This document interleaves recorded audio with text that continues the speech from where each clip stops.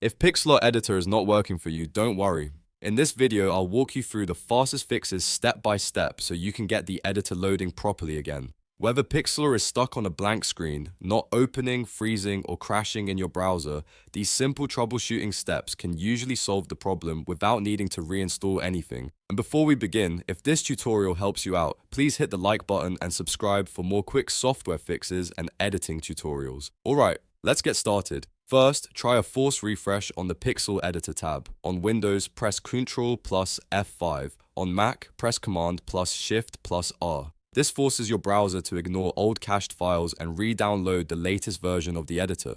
A lot of times, Pixlr won't work properly because the browser is loading outdated data, so this step alone can fix loading issues, broken buttons, and frozen screens. If that doesn't solve it, the next thing to do is open Pixlr in an incognito or private window. On Windows, press Ctrl plus Shift plus N in Chrome or Edge. On Mac, open a private window from your browser menu, then try loading Pixlr again. If Pixlr works in incognito, that usually means one of your browser extensions is interfering with the editor.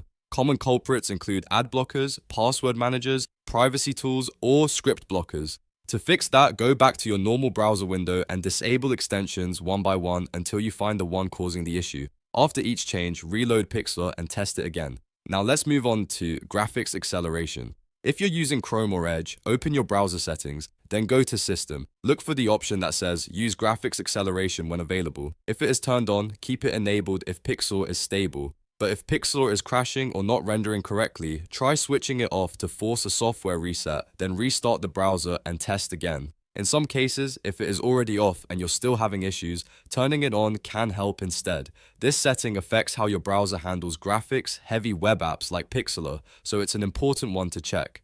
Next, verify that your browser actually supports WebGL. Pixlr relies on WebGL for many of its editor features, and if WebGL is disabled or unsupported, the editor may fail to load properly. To test this, go to get.webgl.org. If everything is working, you should see a spinning cube on the page. If you don't see the cube, or the page says your browser does not support WebGL, then that's likely the reason Pixlr isn't working. In that case, try updating your browser, switching browsers, or enabling hardware acceleration settings again. Another important step is checking whether Pixlr itself is down. Sometimes the problem is not on your device at all. The service may be experiencing outages or server-side issues. To check this, go to a site like Down for Everyone or Just Me and search for Pixlr. If the site is down for everyone, then you simply need to wait until Pixlr restores service.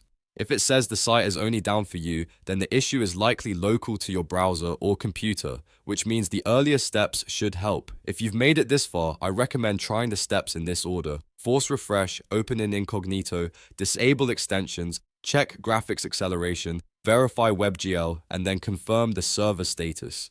That sequence will solve most Pixlr editor issues quickly and efficiently. Also, make sure your browser is fully updated, because older browser versions can sometimes break modern web-based editors like Pixlr. So to recap, if Pixlr Editor is not working, the best fixes are clearing out stale browser data with a force refresh, testing whether extensions are causing the problem in incognito mode, adjusting graphics acceleration settings, checking WebGL support, and confirming the Pixlr servers are online. With just a few minutes of troubleshooting, you can usually get back to editing without frustration. If this video helped you fix Pixlr, please give it a like and subscribe for more easy tech tutorials and app troubleshooting guides. Thanks for watching, and I'll see you in the next one.